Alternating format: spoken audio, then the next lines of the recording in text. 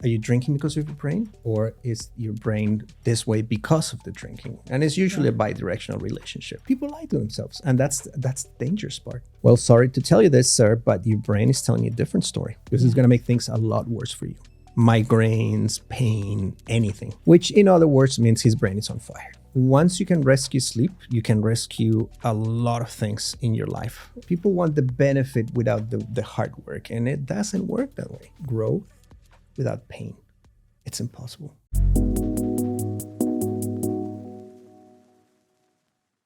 Welcome back to The Upward Spiral, a podcast where we explore the transformative power of intentional living, starting with rethinking your relationship with alcohol. I'm your host, Michelle O'Brien, and in today's episode, we are going to be deep diving into the fascinating world of the sober brain. If you're curious about how alcohol really affects your mind and you're ready to unlock the brain's full potential, then this episode is for you. So whether you're questioning your own drinking habits, you're already on an alcohol-free journey, or you're simply interested in personal growth and maximizing your cognitive abilities, you are in the right place. As a mother, marketer, and advocate for intentional living, I've experienced firsthand the incredible transformation that comes with embracing an alcohol-free lifestyle.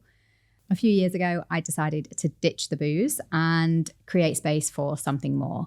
And honestly, the results were remarkable and completely unexpected. So that's why today I am really excited to introduce today's guest. He's a sports and clinical psychologist, board certified expert in brain mapping, biofeedback and neurofeedback, and an international instructor and trainer in the field of neuroscience. He's been featured on CNN, sharing his incredible knowledge with the world. Please can I welcome the amazing Santiago Brand. Hello, hello. Hi.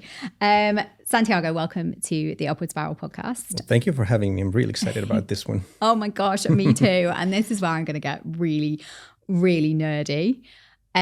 But seriously, your work in brain mapping and neurofeedback is truly groundbreaking. For those who don't know, maybe let's just start off a little bit before we get into your story.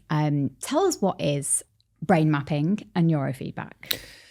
Well, brain mapping is essentially an assessment, it's a brain scanning technique that you use. And it's a non-invasive assessment technique that helps us see brainwave activity in real time.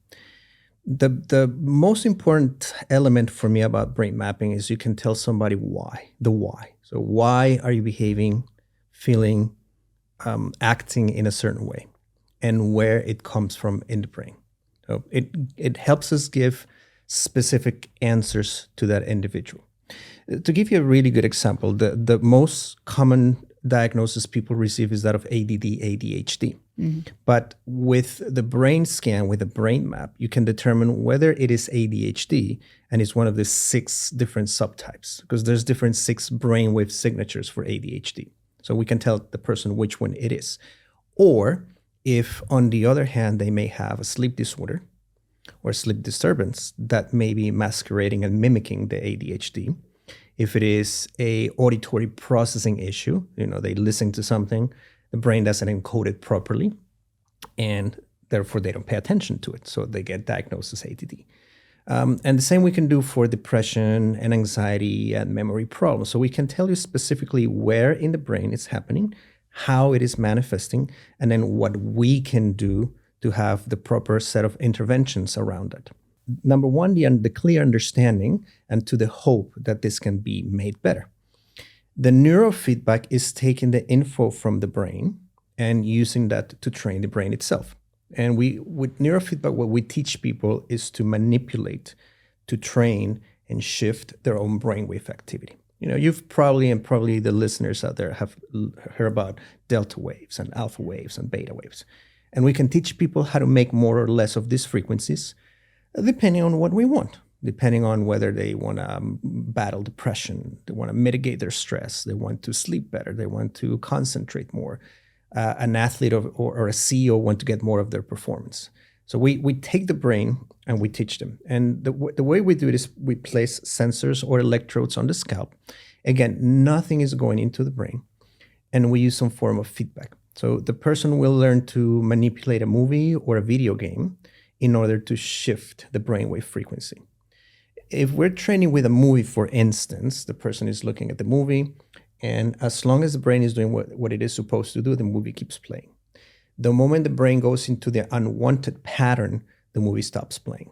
And they have to shift the brainwave activity again to get the movie to play again. So it's that feedback that the brain receives, which is called operant conditioning. We reinforce the behavior we want to strengthen, and we punish or extinguish the behavior we want to mitigate, whether it's anxiety or poor sleep or rumination or poor focus and attention. And over a course of a determined number of sessions, the individual starts experiencing this positive shift. So they sleep better now, they don't need medication anymore, they can focus more efficiently, it optimizes decision making, since we were talking about it before the recording. So all the things that the brain does, or a lot of the things that the brain is involved in, we can optimize and get the person to have a happier, better, more blissful life, if you will. Oh my gosh, this is like absolutely fascinating. First off, I want one. And how early can you do brain mapping? Well, in my experience, I do it as early as 5 years of age. Wow, okay. Normally, younger doesn't work for me because the child doesn't have the attention span and the neurological development to sit through it. But I've known colleagues of mine who do it as early as 2 or 3 years of age. So they've done brain scanning and brain training with toddlers for different conditions. Yeah. And it's more of a choice. I always like working more with teenagers and older people, but I've worked with kids as young as 5 in my career. Yeah. And as long as the child can sit through the assessment and not create a lot of movement that contaminates the signal, we're good to do it. Yeah. How long does the assessment take? It's very short. It's about a 20-minute assessment. And we look at your brainwave activity in 2 stages with your eyes closed, because we want to look at your vigilance, how you're sleeping, whether you're sleeping well or not. And then with the eyes open to look at your attention and your emotional regulation and your focus. So essentially everything that you would do with the eyes open, we look at. Yeah. And then with the eyes closed.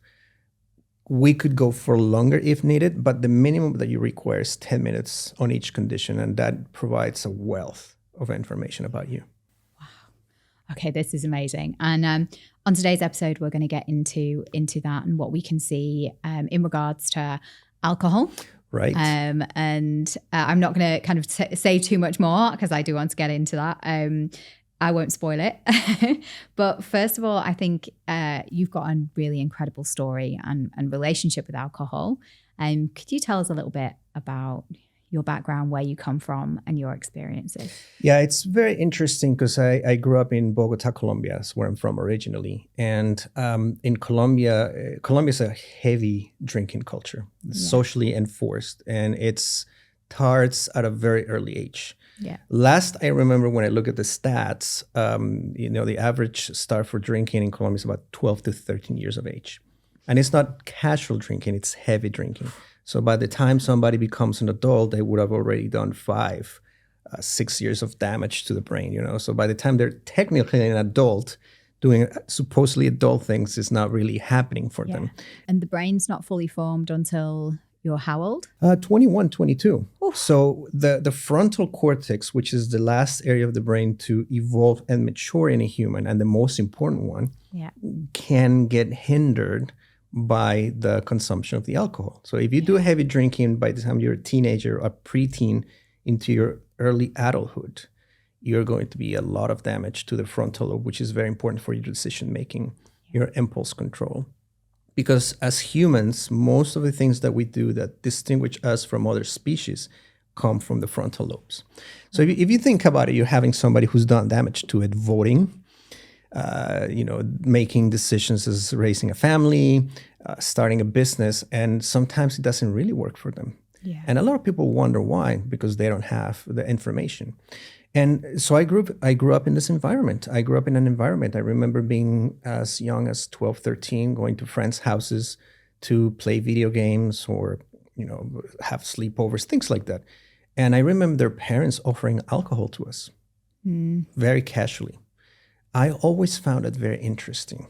My friends saw it as something more normal, but I always thought that was very interesting. And obviously, I didn't feel right about it. And so I would reject it. I was never interested in drinking alcohol. It's interesting because the other part of the Colombian culture is you start going to parties and dancing and celebrating very early on. And I remember being in middle school and high school, my friends would all go to parties, every weekend. And they would, go to a party till 3 a.m, Saturday, sleep late Sunday. And that wasn't me. One, because I was never interested in it. It never really got my attention. It really never motivated me.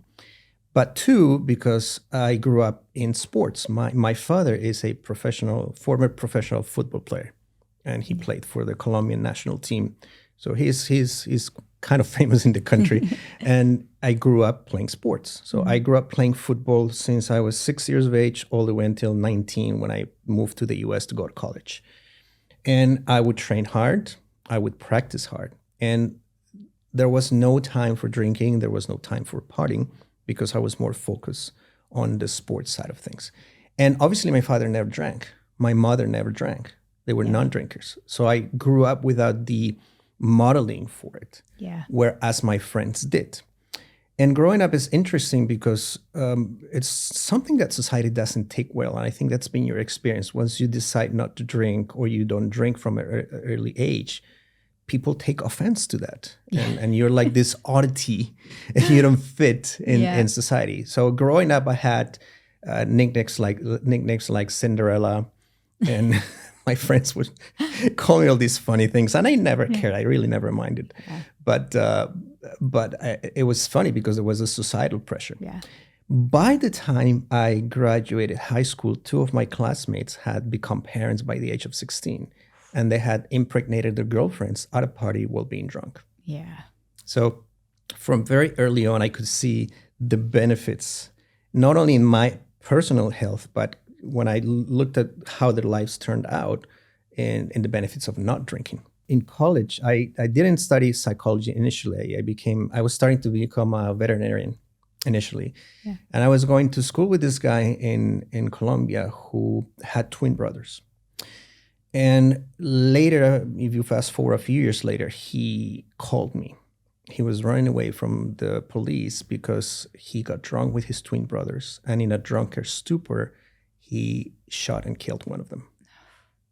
Absolutely heartbreaking. I don't know what happened to him afterwards, because he hung up the phone. Yeah. He called me. He was desperate. He didn't know what to do. I said, look, I'm not a lawyer. I cannot give you any advice beyond that. You're my friend, but I cannot do anything for you at this point. And he was running away because the other twin brother was looking for him to avenge him. So he was trying to find him and kill him as well. And so I got exposed to all these things. Yeah. And it was interesting because I would get picked on and made fun of. But it really never bothered me as I saw the benefits of it.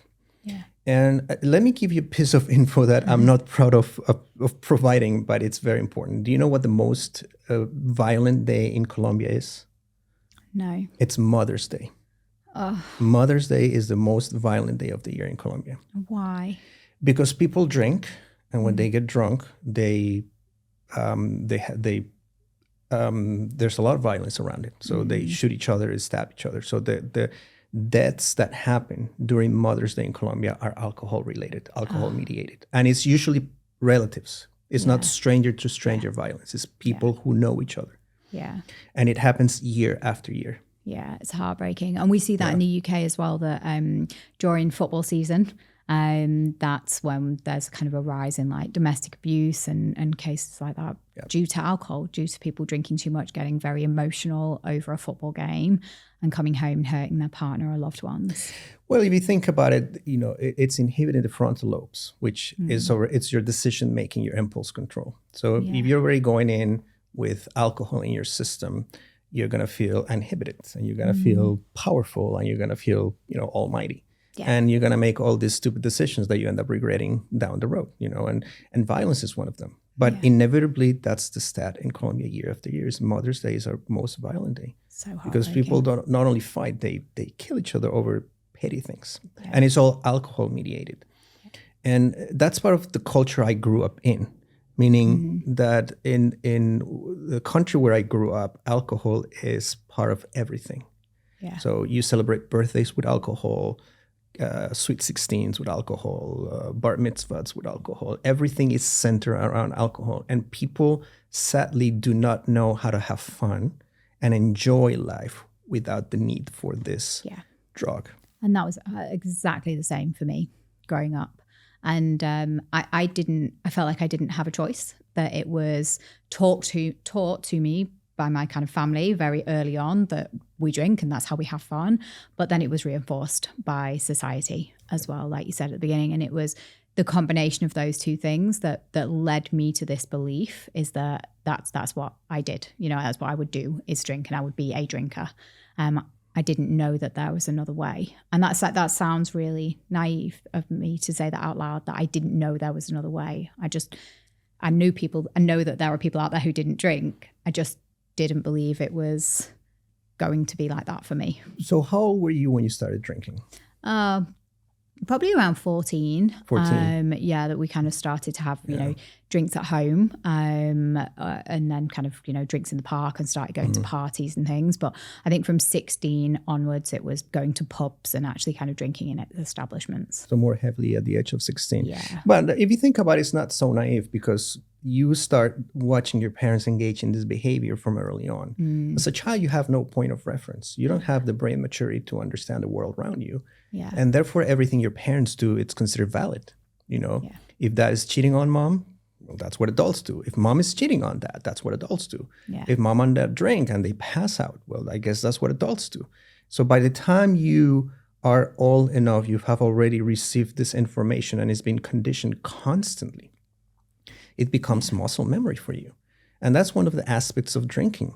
It's not something that people most of the time take as a choice. It's just been embedded and conditioned. And it's a subconscious process that gets then reinforced socially. But it's modeled early on, right? Yeah. And for a lot of people, I'm not saying that's the case for everybody, but for a lot of people, that seems to be the case.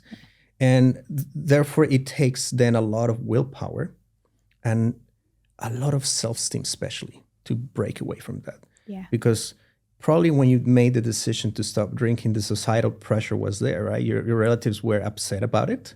It's like you were disowning them. Oh, it's like I felt like I was letting them down. Yeah.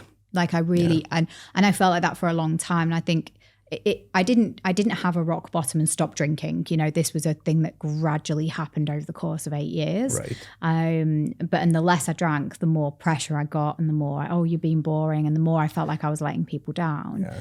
But in the end, eventually, I think when you educate yourself and you feel strong enough to say, no, actually, I want to make this decision to completely stop, everything becomes easier in a way. Yeah, it does. But you bring in a very important point, which is that you're being boring. And it has to do with the dopamine system, right? People forget or lose the natural ability to have fun and enjoy, because now they need this poison to provide the chemicals in the brain to be able to feel like you're different. Yeah. Right. So, and alcohol gives you the courage to do a lot of things, So it's sad that human beings need to resource to this poison, something that is not natural to the body, to get the courage to do things. And the problem is it gets out of hand. And the courage is, it took me time to really work on like my limiting beliefs and actually rebuild my confidence and knowing that like I'm actually a good person and my intentions are right. And once that kind of work had been done, then the confidence came, and over time the dopamine comes back as well. And now it's the real small things that actually give me the biggest kind of dopamine hits. As it should be, right? So spending time with your family and doing little things here and there is what brings the enjoyment. Yeah. And you don't need this, this external element to provide that for you. Yeah. Now, the other thing that was really interesting to me growing up is how people would get upset, even furious, when I rejected alcohol being offered to me, you know, and they would insist and persist, sometimes to the point of getting a little physical about it. Yeah. Which tells me, how much you are dependent on this thing, how much it's imprisoned you. And again, I had low self-esteem in other issues in my life, but not drinking and not conforming to the rules was not one of them. I really always had really good self-esteem when it came to that. So all the mockery and the nicknames, it never bothered me, really. I mean, I would brush it off and laugh about it. I mean, sometimes it would go overboard and it would bother me, but never to the point that I would end up giving in to the pressure. And, when I look back and I see what happened to a lot of my friends and what happens to a lot of the people I know, as a consequence of drinking, I know I made the right choice. Yeah. And now that I have the chance to look at the brain science behind it, it reinforces that notion even more. 100%. I think you were so lucky in, first of all, kind of having a family maybe that didn't drink, or that taught you that it was optional, that you did have a choice. Yep. And then, just you were so strong that it's quite unique and quite hard to kind of find that, being able to have that resilience and being okay with not necessarily fitting in, and not kind of succumbing to peer pressure, and not necessarily that kind of desperate need to be liked. Very strong and very early on. Yeah, you're right. I got very lucky in that sense. But my parents did a lot of things right. One of them, it's providing me with the flexibility. So drinking, they said, if you want to do it, you deal with the consequences. We're not going to be there to protect you. So if you choose to do it at this point, you should know better. And it was the same for everything. Drugs, sex, religion, they were this: choose whatever makes you happy. All we care about is you're a decent human being and you respect other people. Okay, if people have different creeds and different sexual orientations, we don't care what you do as long as you respect people. Don't invade their personal space. Don't force your beliefs on anybody. So I think, I got very lucky in that my parents provided that freedom for me to choose. And I think it played out in the way I now see alcohol and how I work with people when they drink alcohol, and how I try to promote as much an alcohol-free lifestyle as possible. Yeah, definitely. So I want to get into the brain. Of course. A little bit. Let's do it, yeah. So we've got some questions. And I think, first of all, maybe let's dive into the science. So from your extensive experience with brain mapping, how does alcohol affect our cognitive function, memory, and decision-making? Well, it ruins it. I mean, that's the bottom line. It really destroys your ability to think clearly. It really destroys your ability to make decisions. It really destroys everything that has to do with how you go about your life. Yeah. Okay, so one of the things that it does, we have alpha waves. Okay, and in some cases, what I've seen is alpha waves in the back of the head, especially right in the middle of the parietal region, are very important because it's relevant to your cognitive abilities, more specifically your brain processing speed. So for adults, a peak alpha frequency of about 10 hertz, which is the speed of the firing of the neurons, let's put it that way, it's essential. It's good cognitive health, so it protects you from neurodegeneration and cognitive decline and all these things, and it makes you smart enough to go about life. Yeah. In some alcoholics, I've seen it slow down dramatically. And I mean 7 hertz, 8 hertz, which is very slow for an adult human being. And what that means is, first of all, your cognitive abilities are very low. So your thinking becomes very slow. So when people say, I feel slow in the head, it's because they literally are slow in the head. Okay, and not in a demeaning way, it's just in a very scientific way. And their decision-making goes out the window because the frontal lobe slow down. And that means that you are more impulsive to make decisions. It's more of a rational act than a conscientious one. You start forgetting things. You neglect things. So you neglect your personal care. You neglect your safety, and more importantly, the safety and the welfare of those around you, right? And so it does slow your brainwave activity, and it puts you at risk for dementia. Parkinson's, the correlation is there. Yeah. Even cancer today. I mean, the relationship between alcohol and cancer is there.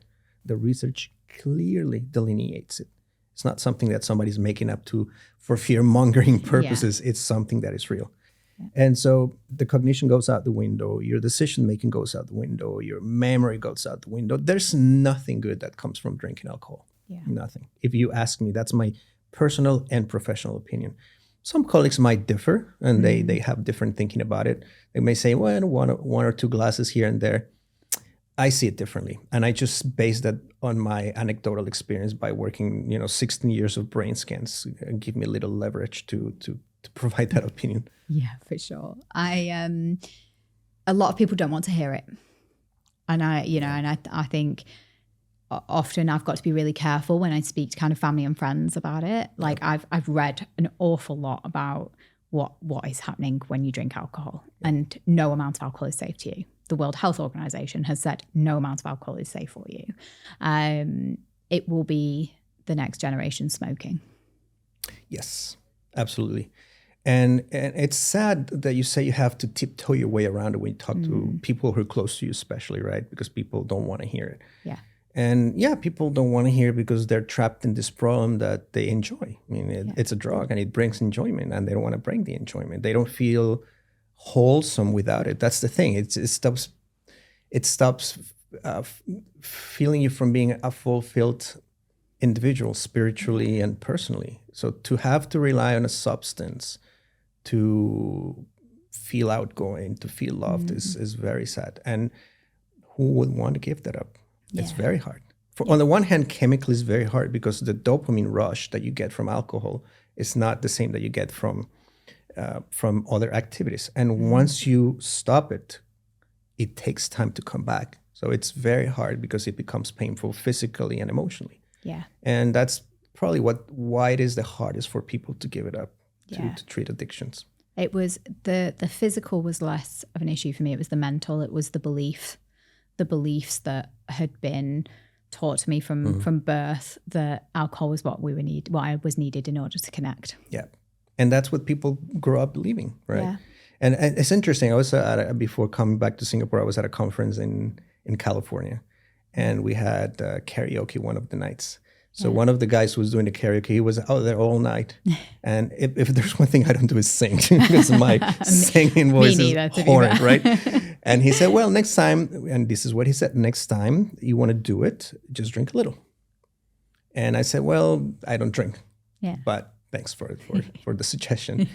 So because I don't want to become to the point in which I need the liquid propulsion courage to do all these things. I would rather stand out there and suffer the embarrassment and live through it. I think there's more value in doing that than in getting the additional aids. And it applies to alcohol. It applies to any other drug that it's legal and is socially accepted.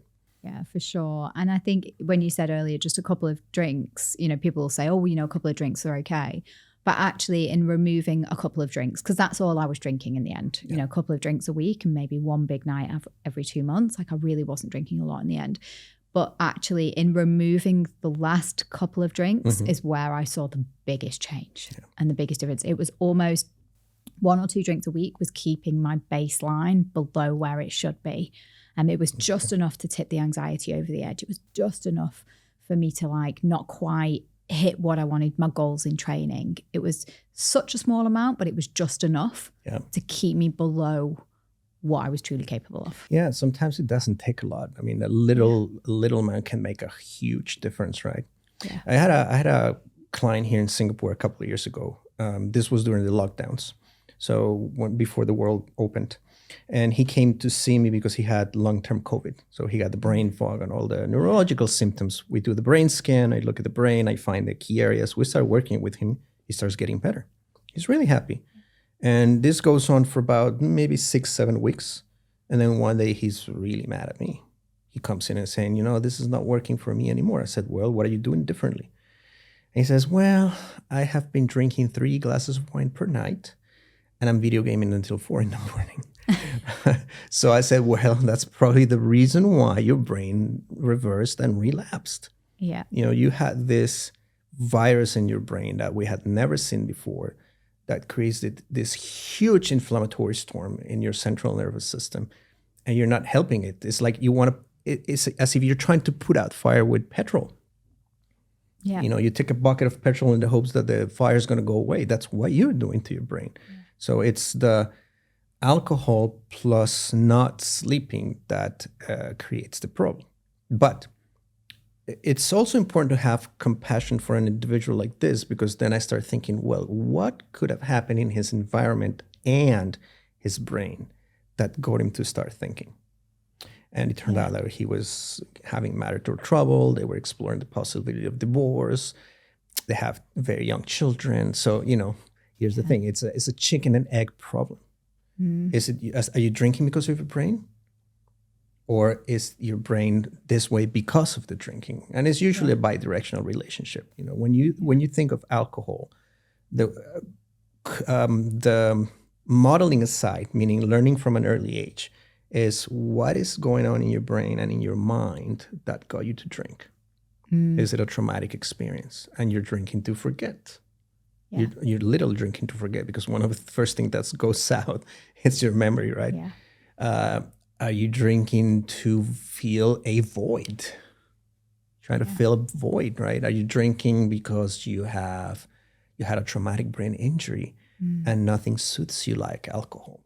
Yeah. And that's the danger of it, because it makes you feel good initially, but alcohol is really a depressant. Is this not all kind of the lies that society and culture have told us to lead us to believe that if you have a glass of wine, it's going to relieve your stress? If you have a glass of wine, it's going to help you relax or relieve your anxiety or make you have more fun? Or is there truth in that? There's truth, but the problem is at what cost? Yeah. Starts with one glass, goes over to 2, goes over to 3, and it ends in I don't have a problem with drinking. You have a problem. I don't have a problem. It ends with I can quit whenever I want. It ends with losing your job. It ends with losing your family. It ends with you getting all these chronic diseases that you otherwise wouldn't have if you hadn't drank, or that you were less likely to trigger and initiate if you didn't drink, right? The problem is that we use self-deception. And self-deception is a very dangerous thing, because you can lie yourself through anything. And if you repeat it enough, you will buy it. And you will believe it to the point you don't see the problem. And that's the thing with alcohol. You should not rely on alcohol to relax. You shouldn't. Yeah. Because then the problem is, as the dopamine gets depleted and the alcohol is the only thing that gets the dopamine, you need more and more and more. So in reality, for most people tell me, I can only cope with one glass. I don't buy it. I really don't. Yeah. You know, I don't judge people because they're doing it for a reason. I try to help them. But I don't buy it. Yeah. I mean, I've been doing this for quite some time, and I wasn't born yesterday. So I understand a little bit here and there of human behavior to not getting to that, right? But people lie to themselves, and that's the dangerous part. Yeah. You know, it also changes your plasticity.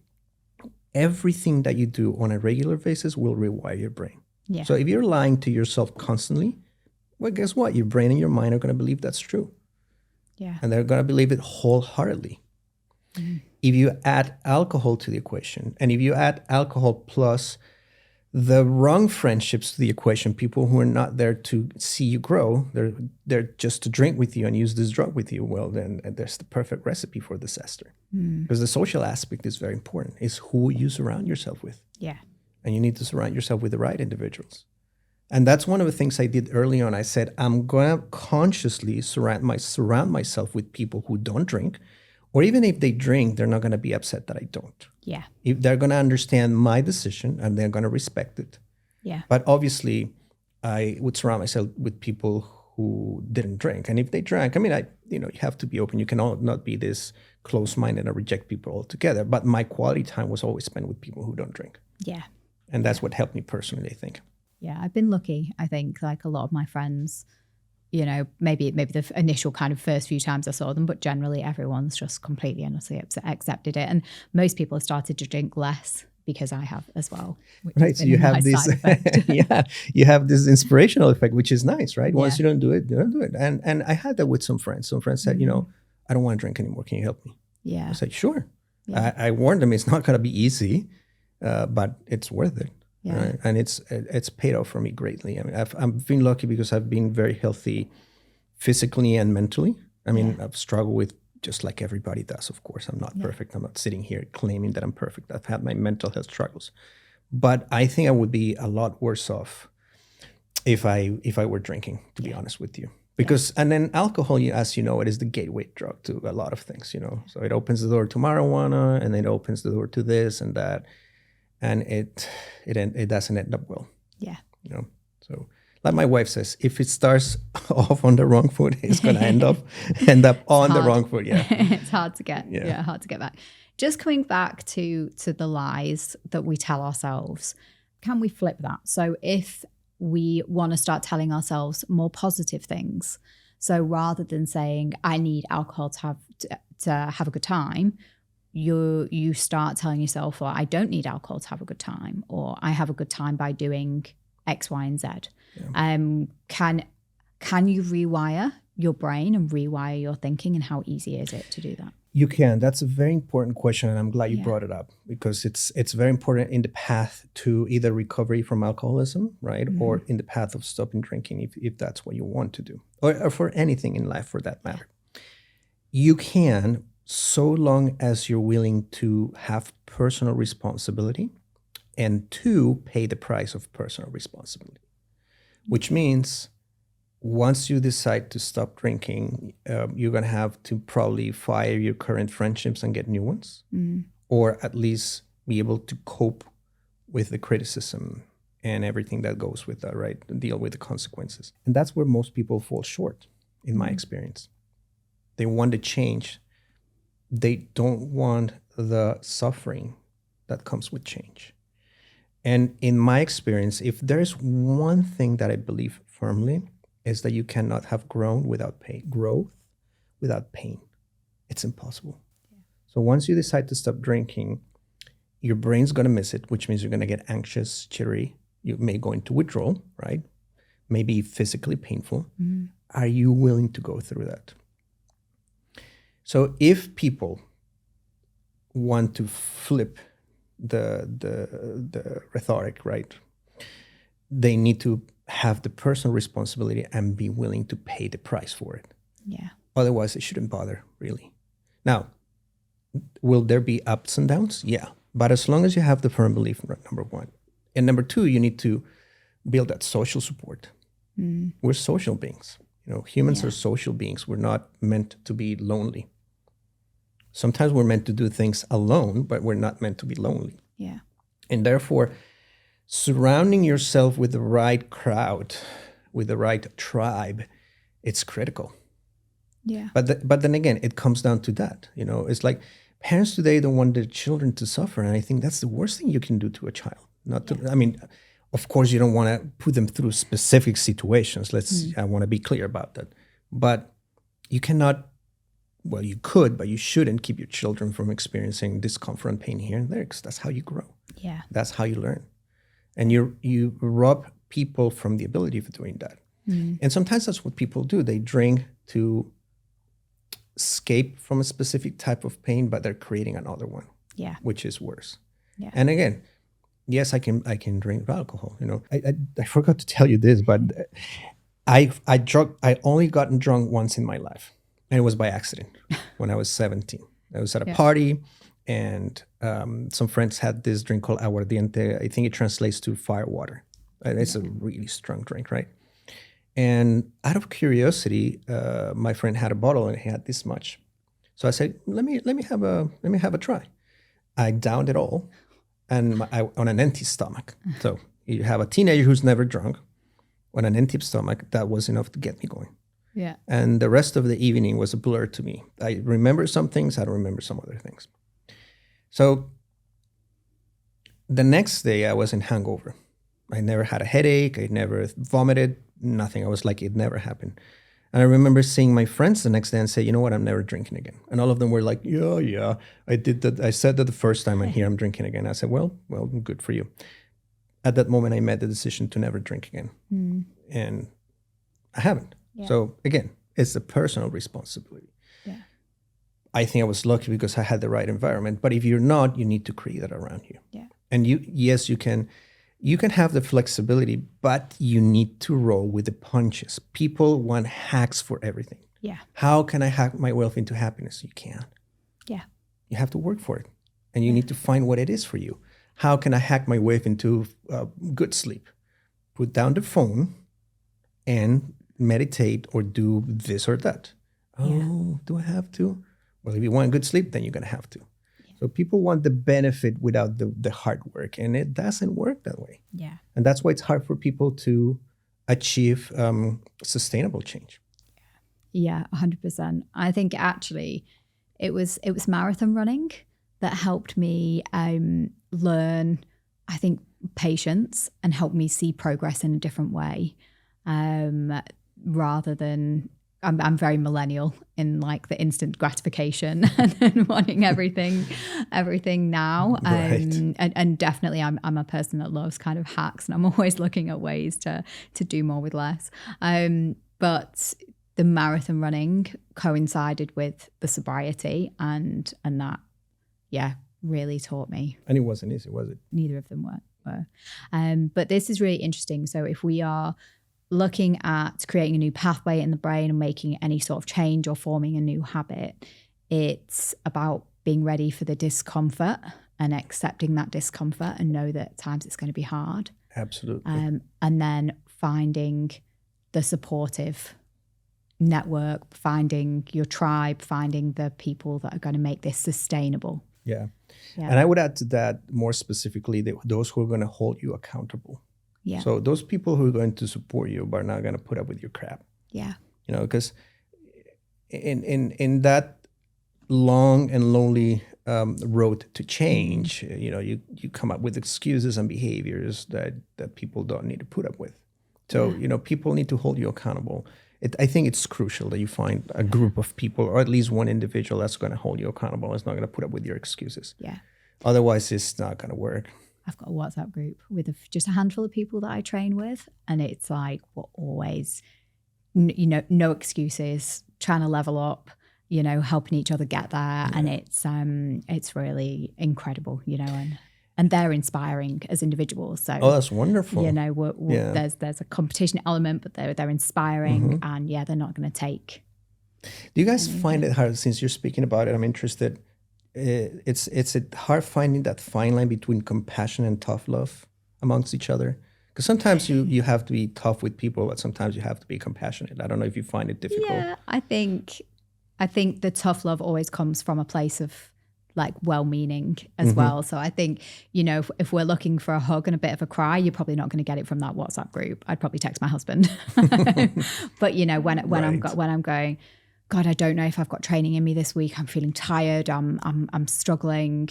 This is the group that are going to say, get into the gym, use your head, quote David Goggins. They're gonna, or they're gonna say, look, come with me. I'm going today. Let's go together. Because that 99% of the time when you just get there, you're going to be great. Good. You'll never regret going, even if you have a rubbish workout, but you're always going to regret not going. Is it mostly females? No. Oh, interesting. No, it's a mix. It's a mix, okay. Yeah, it is. It's interesting, because I always find that females are much better at pro-social behaviors and support than guys are. But it's good to have males there, And I think that's one of the other things that relates to drinking at the brain, that males, we don't have, it's not enforced. It's frowned upon for us to have this kind of bonding. Yeah. Without making it sexual. Yes. It's not. It's very difficult to see two heterosexual men bonding the way women do without thinking they're homosexual or they have a romantic relationship or a sexual relationship. So I really congratulate you for doing that, because males have these societal expectations that don't help. I'm seeing more and more men. I've had a few podcasts recently with some incredible men who are redefining masculinity and that kind of man up culture in there.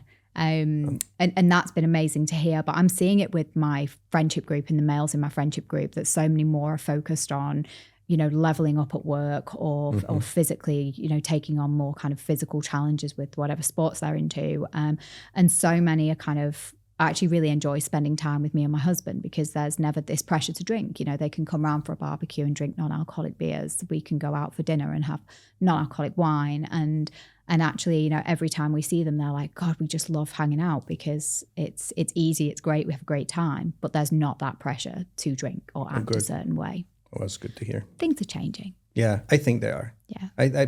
We live in an era, and I think social media contributes to the awareness and the desire for people to better themselves. For sure. So there's always a good and a bad side to things, the good, the bad, and the ugly to things, For sure.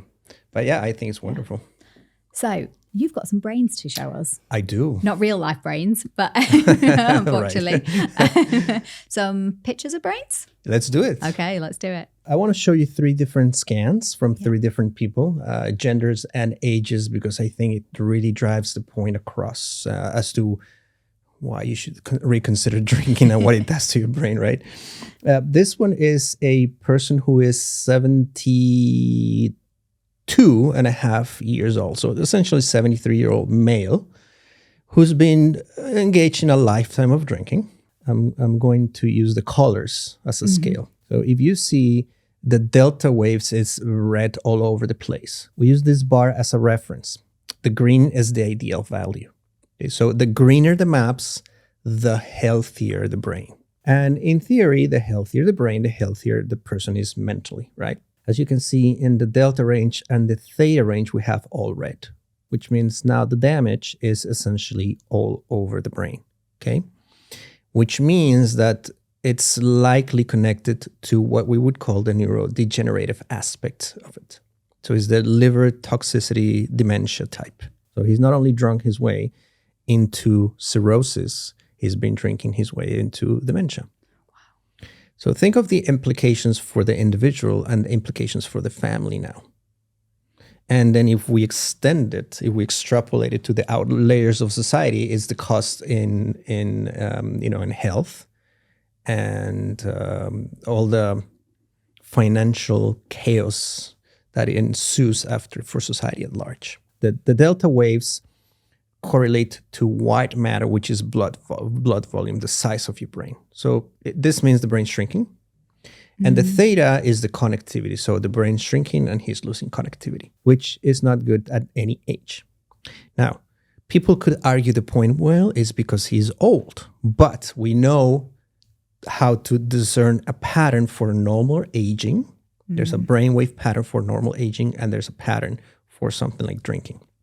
Yeah. So you cannot fool a brain scan. You could lie to yourself, but the brain doesn't lie. Okay. Yeah. So when people tell me I don't, I go, well, your brain is telling me otherwise. Yeah. So if this individual were to deny, he never denied it. But if he were to deny it, I would go, well, sorry to tell you this, sir, but your brain is telling you a different story. Yeah. And now we see also an excess in the gamma frequencies. And the gamma frequencies are what bind information in the brain together, meaning it's what helps us make sense of the world and be able to speak, to remember, to communicate. When you have the gamma waves, they should fire in small packets. When you have more red, it means they're overfiring, and that increases problems. So if you have dementia, it's going to make your symptoms a lot worse. If you have epilepsy, it's going to make your symptoms a lot worse. If you have ringing in the ears, the tinnitus, is going to make it a lot worse. So whatever precondition you already have, once the gamma shows up and it's present, it's really bad news. Because it's going to make things a lot worse for you. Migraines, pain, anything. And so his drinking is now getting the gamma to overfire, which in other words means his brain is on fire. Oh my gosh. Yeah. And is this at 73 reversible? It as long as it's not strongly correlated with Alzheimer's or any other type of dementia, it should be. It should be. It can be. Yeah. Yeah. At this stage, how much, we don't know. I mean, we would just work hard and see how much we can reverse it. But what I've seen is, as long as you don't have a clear neurodegenerative condition like Alzheimer's or frontotemporal dementia that are advanced, you should be okay. Yeah. If he transitions into diagnosis of Alzheimer's and it's quite advanced, there's nothing we can do at this point. Yeah. It's more palliative, I think, but it's just like little, brushes here and there. It's not going to make a huge radical difference. Yeah. And so that's the thing we consider. Was after seeing this information, did he stop drinking? He did. Yeah, wow. He did. At Yeah. And yes. And which proves the point. I mean, the brain is plastic to the, once you die, that's it. But to the point you're living, as long as you're breathing, you can create plasticity in the brain. I work with individuals who are 97, 98 years of age, and they benefit from it. They live to be 102, 103. So for as long as you're alive and you have a healthier brain, there's things you can do. Yeah. So many people say to me, oh, I'm too old to change. That's the biggest excuse. I mean, that's just a cop out. You mean you don't want to? Yeah, exactly. What you should tell me is you don't care. Yeah. You don't care about yourself. You don't care about your family. Just tell me you don't care. You know, just be honest. That's what we were mentioning when we're talking about the personal responsibility. That's the personal responsibility piece of things. Yeah. Just say, I don't care. Yeah. I'm 80 years old. I'm going to be dead soon, I think. I just want to live the rest of my life this way. Yeah. Right. Yeah. But that's always a very potent excuse. Yeah. Now, here you can see the 3D renderings. Wow. And I'm going to be looking at something called relative power. So it means I want to see, comparing the different frequencies, what's the extent of the damage. And we saw that he had a lot of the theta waves. So let's look at the theta waves. Look at that. Wow. So red, again, remember, red is not good. And look at how much red he's got. So it's a brain that is really in need of dire need of attention. Okay, and this is the back of the brain right here. The front is somewhat intact, which is good, but here is this left side here. This is memory. This area here is brain processing speed. This is motor control and attention. So what good is it to have your frontal lobes working if, essentially the other 60% of your brain is not working well? Yeah. You cannot compensate that way. The brain does compensate, but in this pattern, it's really not going to cut it. It's terrifying. And almost all of that was caused by drinking. Yep. Yeah, most of it. Because as far as I remember, there was no history of drug abuse other than alcohol. No medication that I can remember. So it was mostly the drinking. Yeah. Now, here is the point. Why is he drinking? Is his brain driving him to drink, or is the drinking driving his brain to do it? And I think it's always both. Yeah. It's the question of, is it nature or is it nurture? It's both. Yeah. Now, everybody who drinks and everybody who's an alcoholic will do it for a reason. It normally starts with, I was sexually abused when I was X years of age. Yeah. And that's when the drinking started for me. I witnessed my father killing my mother. I was in a car accident and the drinking would help me with the pain. It's always something. I grew up in a toxic environment. I was adopted. I see a lot of alcoholism in adopted people because they never had the bonding. Yeah. The oxytocin and the endorphins, the chemicals that you need for bonding are not there. Yeah. Drinking gives them to you, just not in a not so very adaptive way. Yeah. And so that's the thing. You have the pre-existing condition.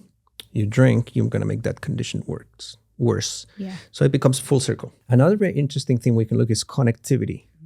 And this is the back of the brain. If I rotate, this is going to be the front of the brain. And the red lines mean this is a hyper-connected brain. So it's a brain that's on fire. Think of connectivity as two or more people having a conversation. Yeah. So if you and I are taking turns, right? We're having a conversation. That's how it should flow in the brain. A part of the brain talks, the other one listens. Once the front of the brain stops talking, then the back of the brain starts talking. Hyperconnectivity is as if you and I would start talking at the same time here. We engage in an argument and we're yelling over each other and we're trying to get the message across. It's not going to happen, right? I'm laughing because that's what my brain feels like all the time.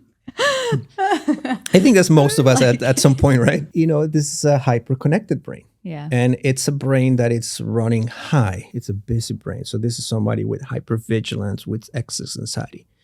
Guess what they're going to do to feel better, even temporarily? They're going to drink. Yeah. And the problem is the drinking brings that relief immediately. The consequences are way worse. But the people do it just for the instantaneous, even if it is temporary relief. Yeah. And that's what the problem is.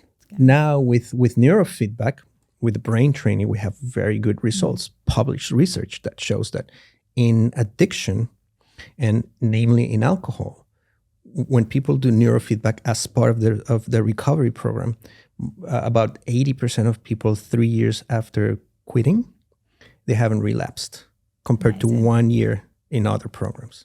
So we're giving people more hope. And as long as they train the brain, they can keep these patterns healthy. Interestingly, in some research, people that do neurofeedback brain training develop an allergy to alcohol. So they don't drink again. Yeah. It's interesting how fascinating how we can adapt and how the brain can adapt. It's so funny that you should say that, because when obviously I had 2 children less than 2 years apart, and obviously I didn't drink during that period. And then after the birth of my daughter, I started to go out again. You know, it was after COVID, and I was like, I want to start getting my life back. Mm-hmm. And every single time I drank, even if it was just 1 or 2 drinks, I'd be vomiting, like really violently. Yeah. It was like my body was trying to expel the poison. It was like my body was trying to get rid of it. And I just was like, I wonder if it was that I'd hadn't had it for so long that I'd lost my tolerance, or if something in my makeup had changed since having children, that my body just recognized it for what it was, or an allergy could have been formed. It could have been, and it could have been related to all 3, because as far as I could tell, as far as I can surmise by looking at your physique, is you probably started eating better. Yeah, you probably right. Your diet changed. You're eating healthier. You're exercising more. Of course, your makeup is going to change. So once you bring this poison back in, your body's going to go, remember, this is not good for you. Let's take it out, right? Yeah. So it's the body will reform itself. It will readapt itself. So will the brain. And so probably you developed an allergy to it, which is a wonderful thing, because now it's easier for you not to do it anymore, right? It's not the case for everybody, but if you get lucky enough that your genetic composition, your metabolic composition changes, you get that added benefit, right? Yeah. That bonus. There's just not one part of me anymore that wants to drink. Yeah, good. At all. Yeah. This brain was damaged by alcohol abuse. Yeah. What are the other brains that you've got to show us? So I have a very interesting case. This one is a 19-year-old male. Okay. So when we look at brain types, we look at something called phenotypes, which are genetic markers or genetic variants that will determine mental illness in some cases. So in the research, what we've seen is that about 1/3 of alcoholics have OCD, obsessive compulsive disorder, either fully diagnosed, or they will have traits that would indicate cognitive inflexibility, stubbornness, busy brain, obsessive about things, fixating on certain things. So out there, of the people who are alcoholics or heavy drinkers, 1/3 of the population roughly is going to have OCD traits. Wow. Okay. So to stay away from labels, I think it's better to frame it as people who have a tendency to fret, to ruminate, and have difficulties letting go of certain thinking patterns. And the reason they drink is because the drinking will shut that voice down, even if it is momentarily. Okay. The fretting consists of having this thinking that is unwanted and unhealthy for you. And it just, goes in a loop inside your mind. And once it gets going, it's very difficult to get rid of it, Yeah. I always say it's probably the only thing that lives rent-free in Singapore. Oh, yeah. Right? It lives rent-free in your mind. And it's very debilitating. So I drink because I get this looping pattern, but also I drink because I'm not flexible enough to let go. And it's a very dangerous thing, right? So again, it's a chicken and egg problem. I think in this case, what got the person to drink in the first time is that they did not have the brain resources to properly cope. Yeah. And the only way to do it is to raise the dopamine, which then crashes the dopamine, and then it disorganizes the dopamine. Yeah. And so what you see in the brain, the dead giveaway is, let me go through these components here. This one right here. This is the nose. And this is right around here is an area of the brain called the anterior cingulate. And that's your culprit for this case. It's the area of the brain that's responsible for cognitive flexibility, which means I can adapt to different environments. I can adapt to people's points of view. So the problem here is the brain creates an image for this individual of what the world should be like. People should be faithful. People should be honest. And this is everybody. Okay. So there's no gray areas. It's all black or white for these individuals, which we call dichotomic thinking. It's either or. Okay. So once you create an image of people should be this way and you go into the real world and you see it doesn't happen, well, there's this discomfort and this chaos in your brain. And it raises up the anxiety. It can bring up traumatic memories. It could go in any direction you can think of. And so, well, somebody's going to drink. Now, if you see the peak here, that indicates we have a problem with the dopamine system. So there's an area of the brain that's called the striatum. It's one of the different areas that makes your dopamine system. And once you get a thin peak like this, which looks like the red dot, means that their dopamine has been compromised. And the only way they're going to be able to make it is by drinking. Or drinking plus something else, drinking plus drugs, drinking plus watching pornography, drinking plus betting, drinking plus gambling. The brain now is in constant demand for it. It's a 24/7 issue. So if you have your brain poking you and telling you, I need the dopamine, let's drink.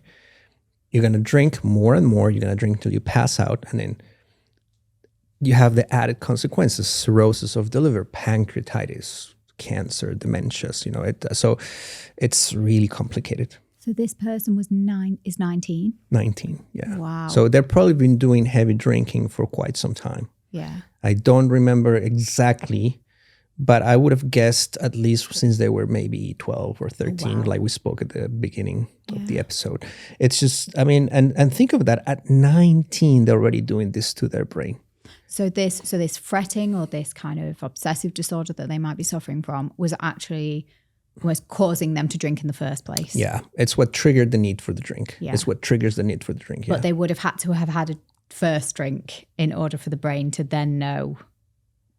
Was that the case? I see what you're trying to get at. Yeah. So yes, once they have the alcohol and the brain feels better, the brain will go, oh yeah, now this is, this is this is good to me. So if they'd never had that first drink, they'd have never got into that cycle.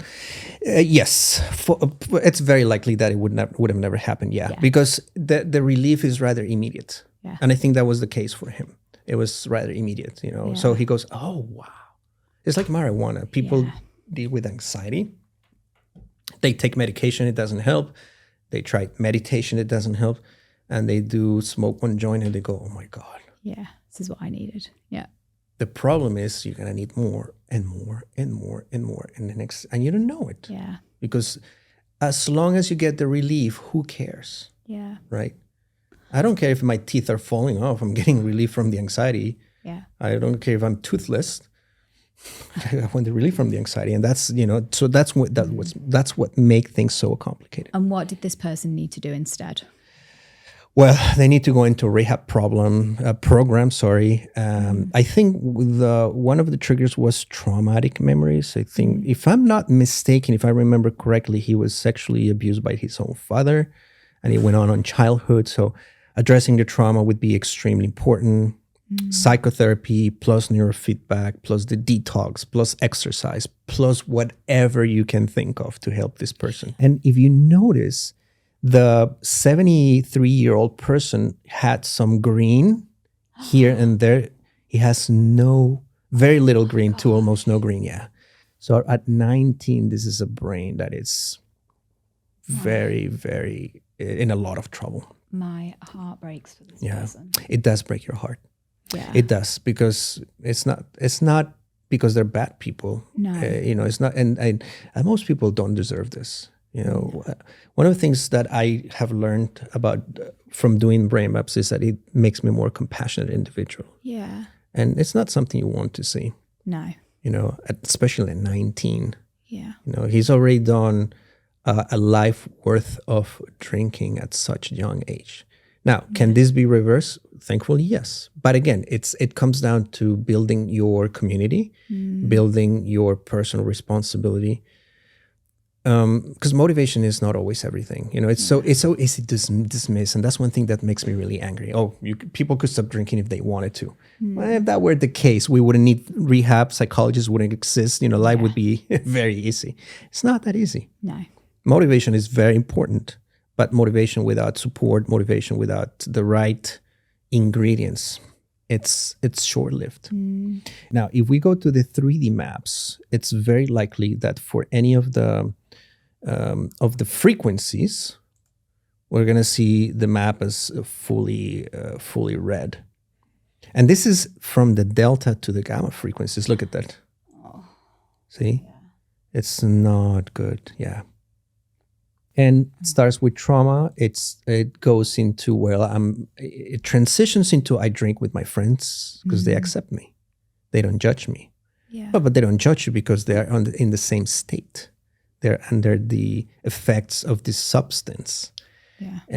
And so you're getting support-ish. You're just not getting the type of support that you need. Yeah. And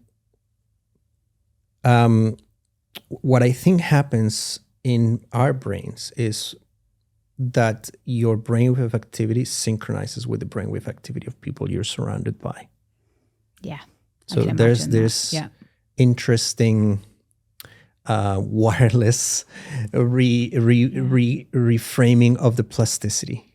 So if you're hanging out around drinkers, well, your brain's going to wire to be like their brains.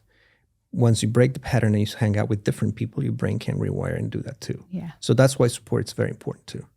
Yeah. And there's some research that's supporting this notion. I'm not throwing this out as a personal idea. I've seen it published now that just like menstrual cycles for women sync up when they're living together, so do their brains, and so do the brains of people. Yeah. So again, it goes into the motivation, but it also goes into the support. Amazing. And if we go into any of the frequencies, it's going to be probably red all over the place. Yeah. And that's not good. See that? Look, even for the theta, it's a lot worse. Oh, gosh. Yeah. Yeah. And so the final brain that you've got to show us.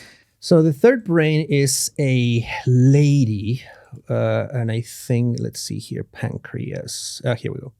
So this is it's a female who is 43 years of age. Now, interestingly, she's 42 today, but this was recorded 5 years ago, if I remember correctly. So she was 36, 37. And this is an EEG that shows a similar pattern to the liver toxicity, but in this case, it's a pancreatitis.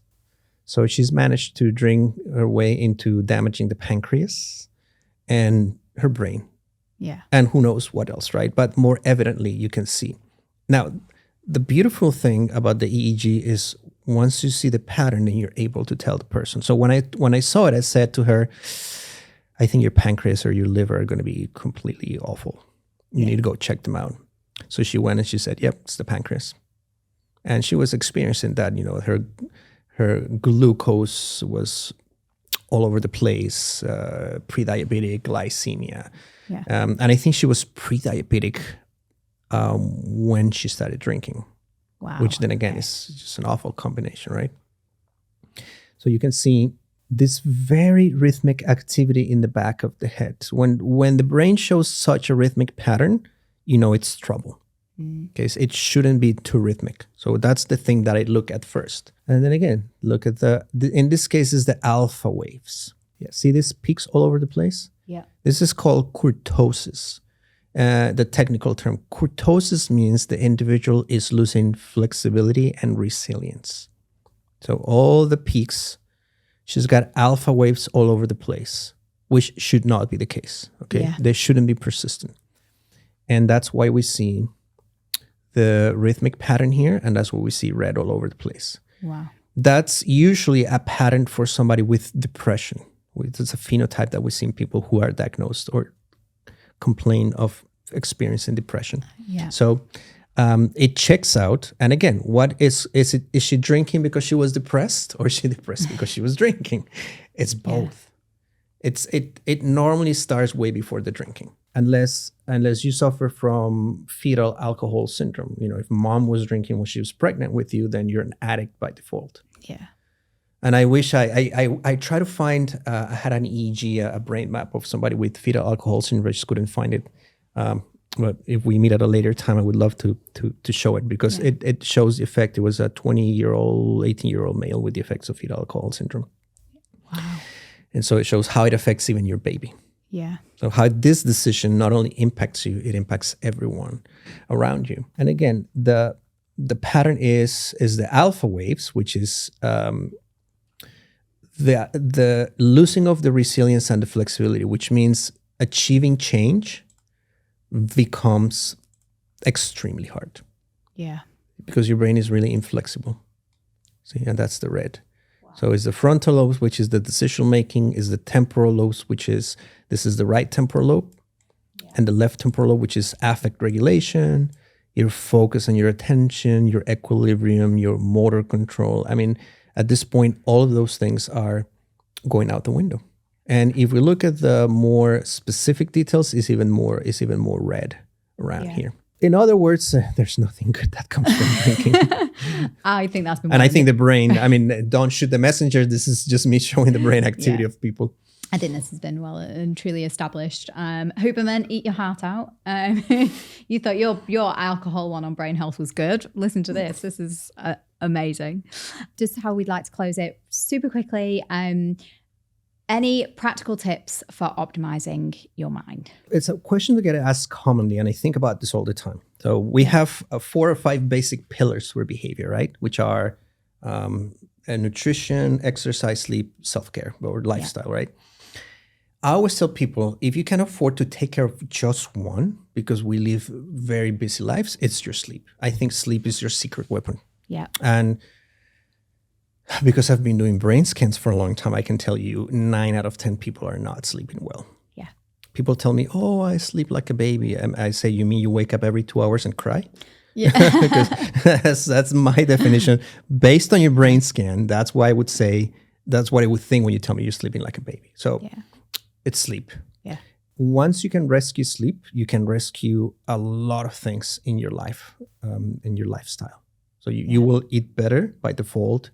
You will be more rested. You will have more energy. You will make better decisions. Yeah. So my one recommendation for the people listening to us, looking at us, watching us, is work on your sleep. Yeah. That's it. Yeah. I mean, obviously exercise, eat well, do all these things. Don't drink, of course, which is to the point here. But it is sleep. Yeah. If you can work on your sleep, if you can really put the phone down an hour before you go to sleep, and do some brisk walking, play chess, cards with your loved ones. Do stuff that relaxes the brain is good. Yeah. Again, easier said than done, but that's what I would say, the one thing. Santiago, I could keep talking to you for hours. I know, we could go forever on this, right? I would love to have you back on as well and talk about. Thank you. Yes, I would love to come back. Yes, more detail. But really, thank you so much for your time today. Well, thank you for having me. It's been truly a joy. Thank you, and you've just shared so much of your expertise and knowledge. So grateful. For those who want to learn more about Santiago's work, please connect with him. I'm going to put all of the links in the show notes. And to all of our amazing listeners, if you enjoyed this episode, please hit the subscribe button and leave us a little review. Your support means the world to us, and it really, really helps. And if you have got anyone that you'd love to share this episode with, please do. Please kind of spread the word of the Upward Spiral and also of Santiago's amazing work. And thank you so much for joining us, and I'll see you soon. Bye.